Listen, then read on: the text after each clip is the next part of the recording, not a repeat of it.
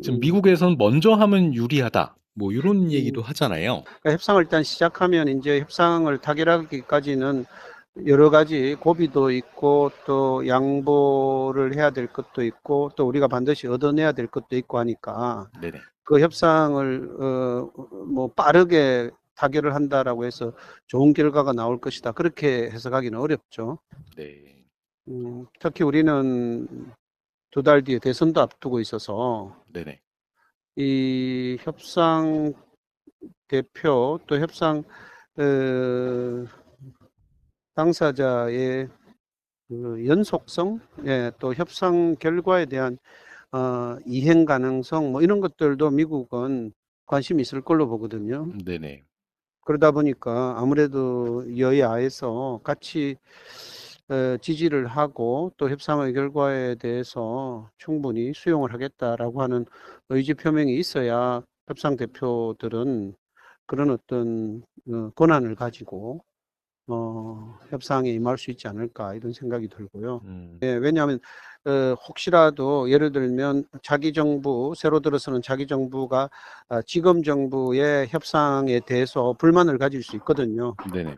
예, 그럴 경우에 그 협상의 유효성을 부인하거나 또는 그 협상에 대해서 재개정을 요구한다라고 또 그럴 가능성이 있다라고 판단을 하면 미국 측에서는 아무래도 협상 카운터파트에 대한 신뢰성이 떨어지는 거죠. 네네. 그래서 그런 점도 유의해야 되고 그래서 결국은 협상은 작게 주면 작게 받는 거예요. 근데 많이 주고 많이 받으려고 하면 많이 받는다는 거는 상호 관세나 품목별 관세를 많이 인하하는 건데 그렇게 하려면 우리가 양보를 많이 해야 되거든요. 네네. 근데 많이 해야 되는 것들은 나중에 다 문제가 될 수 있단 말이에요. 그 옛날 규 쇠국이 협상 같이. 그래서 네네.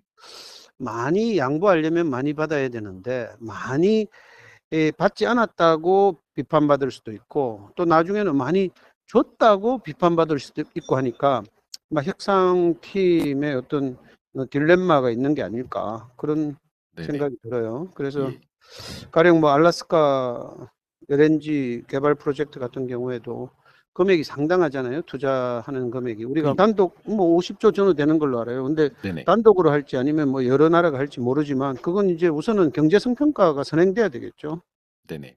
그렇지만 미국이 그걸 강력하게 하니까 뭔가 좀 긍정적으로 거기에서 뭔가 긍정적인 어떤 답변을 미국이 워낙 기대를 하니까 그리고 그건 또 바로 그 관세들하고 연계가 돼 있고 그러다 보니까 이제 정부가 딜레마죠. 이렇게 큰 거를 어, 뭐 2달 남은 정부에서 과연 결정을 할 수 있을까? 근데 그게 잘 안 되면 또 다른 것들도 연쇄적으로 얻어낼 것도 줄어드는 방위비도 마찬가지고. 예, 그래서 네네. 나중에 뭐 퍼주겠다든 등 뭐 졸속 협상이니 이런 데 대한 저는 말은 안 하지만 우려가 있을 것이다. 일본에 비교해서 많이 얻어내지 않았다라고 만약에 비판을 받는다라고 하면 일본에 비해서 덜 줬다 이렇게 되는 거거든요. 네. 근데 많은 아마 정부나 국회에서는 자기 정부나 국회에서는 그 덜 준 거는 비교 안 하고 덜 받은 것만 비교해서 이제 협상이 잘못됐다라고 비난할 수도 있으니까 네네. 예, 양보를 하는 것도 부담스럽고 적게 받는 것도 부담스럽고 그래서 상당히 좀 고민이 있지 않을까. 그래서 제 생각에는 여야가 좀 같이 동의해 주는 것들 중심으로 협상 대표가 재량권을 충분히 발휘할 수 있도록 해주는 게 그래도 협상이 성공적으로 가지 않을까. 특히 지금 이 관세라고 하는 거는 바로 우리 수출 기업에 타격을 주는 거기 때문에 또 중국에 대한 관세 같은 것도 이제 중국이 한국 쪽으로 밀어내게 하고 또 중국의 완성제품에 대한 우리의 부품 소재 같은 것들이 이제 수출의 차질을 빚고 있기 때문에 관세는 생각보다 빠른 해결을 요구하는 거고 또 거기에 비해서 우리가 이제 미국에 베풀어야 되는 또 나름의 그런 어떤 선물을 줘야 받을 수 있으니까 줄 선물에 대해서는 나중에 책임 책임에 대한 여러 가지 논란이 번질까봐 좀 두려운. 그래서 2달 뒤에 있을 대선을 앞두고 지금 정부가 하는 이런 어떤 중요한 그런 통상 협상이 내부적으로 보면 좀 상당한 어떤 정무적 어려움이 있지 않을까. 네네. 그런 생각이죠. 이제 경제성이 말씀드린 대로 경제성 평가가 선행돼야 되는데 은밀하게 경제성 평가를 해서 없는데 그걸 우리가 그냥 거절하기는 쉽지가 않거든요. 네네. 외교적으로 잘 풀어야 되고 일본같이 LNG 개발하고 나면 구매 약속을 한다든지 구매 확약 뭐 이런 것들로 이제 갈 수도 있는 거고 그거 말고도 이제 조선협력 이야기하지만 미국이 생각하는 조선협력하고 우리가 생각하는 거하고 좀 다를 수 있어요. 방위비 네. 분담도 그렇고 미국은 방위비하고 예를 들어서 연계지어서 미국 뭐 해군 함정에 대한 한국의 그런 뭐 MRO 서비스 같은 거를 음. 그쪽하고 연계해 가지고 아마 생각할 수도 있지 않을까. 네네. 네, 우리는 미국에 배도 지어주고 또 뭐 미국의 MRO에 대해서 이거는 윈윈이다 이렇게 생각하는데 미국은 뭔가 방위비하고 같이 연계해서 거기에 대해서 상당히 좀 낮은 어떤 비용으로 뭔가를 처리하려는 듯한 그래서 그게 뭐 방위비 증가에 일부러 포함될 수도 있겠다. 뭐 그런 왜냐하면 협상 테이블에 앉아서 미국 이야기하는 걸 들어봐야 되니까 아직은. 그렇죠. 예, 그리고 대통령이 지난번 윤 대통령한테도 그렇게 전화로 부탁할 것 같으면 그게 윈윈이라면 그렇게까지 할까라는 의구심이 있는 거거든요. 미국이 그런 식의 충분한 어떤 뭐 협상을 펼칠 트럼프식 협상이 가능하다는 거죠.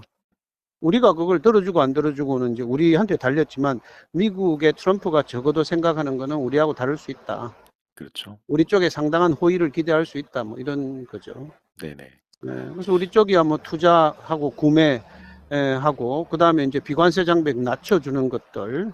네, 그리고 미국이 중국을 배제함으로써 그래도 꼭 필요한 중국의 대표 수출 상품에 대한 우리의 대체 가능성 뭐 이런 것들 이제 가지고 우리가 미국을 대하는 건데 여러 가지 그 협상이라는 게 주고받는 거 아니에요? 네네. 서로 또 양보와 또 얻을 수 있는 그런 어떤 뭐 혜택을 가지고 서로 밀고 당기게 하는 건데 적게 주고 적게 받는 거는 예. 다시 말하면 우리가 크게 미국에 양보하는 것도 없고 예. 관세를 크게 낮추지도 못하는 거죠. 음. 그런데 그렇게 하면 협상팀에 대한 비판이 적게 양보한 것에 쏟아지지 않고 적게 얻어낸 거에만 쏟아질 거다 이 말이죠. 그러니까 제 관세를 왜 이렇게 못 낮췄냐 이렇게 되는 거죠. 그렇죠.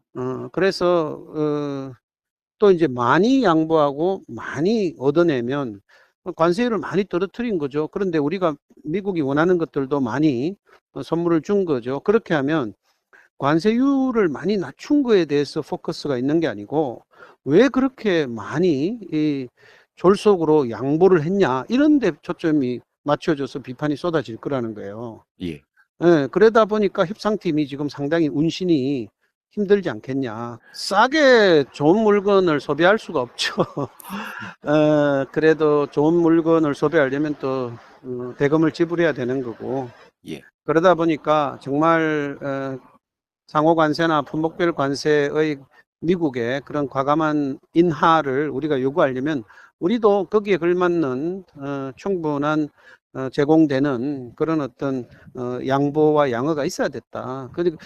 그러니까 한쪽만 강조를 해서는 상당히 협상팀이 느끼기에는 곤란한 국내 압박이 되는 거죠. 예. 그래서 적어도 협상의 범위 그리고 협상의 그 강도에 대해서는 어느 정도 여야가 합의가 돼야 되지 않나. 뭐 앞으로 뭐 새 정부 들었을 때까지도 2달이 있고 또 상호 관세는 석 달 뒤에 조정을 하는 걸로 지금 이야기해 놨으니까 충분히 국내의 이해관계자들의 이해도 조정하고 또 부처 간의 협의도 거치고 해서 이후에 새 정부가 들어서도 사회적인 비용, 사회적인 내용이 최소화될 수 있는 장치를 만들어가면서 협상을 해야 협상도 좋은 결과가 나오지 않을까. 지금 뭐 미국이 요구할 것들은 거의 다 나와 있지 않나요? 그리고 뭐 새로운 거 미국이 하는 것들은 글쎄 우리가 오히려 윈윈할 수 있는 협력 같은 것들을 우리 쪽에서 뭐 제안할 수는 있겠죠. 그런데 미국에서 지금 요구하는 것들은 저는 뭐 거의 나와 있지 않나 이렇게 생각이 듭니다. 안보하고 연계해서 한다는 거는 한국이 미국에 대해서 상당히 안보를 의존하고 있기 때문에 다른 어떤 경제 통상 현안에 있어서 미국이 한국의 양보를 극대화하려는 그런 전략이고, 그렇지만 안보에 대해서 우리가 사실은 미국의 어떤 향후 그런 정책 방향에 따라서 상당히 큰 어떤 부정적인 영향을 받을 수도 있기 때문에 우리로서는 방위비 분담이라든지 또 북한 비핵화 노력이라든지 또 뭐 한국의 향후 그런 어떤 뭐 우라늄 농축 관련해서 뭐 우리가 좀 요구할 것들 이런 것들도 한번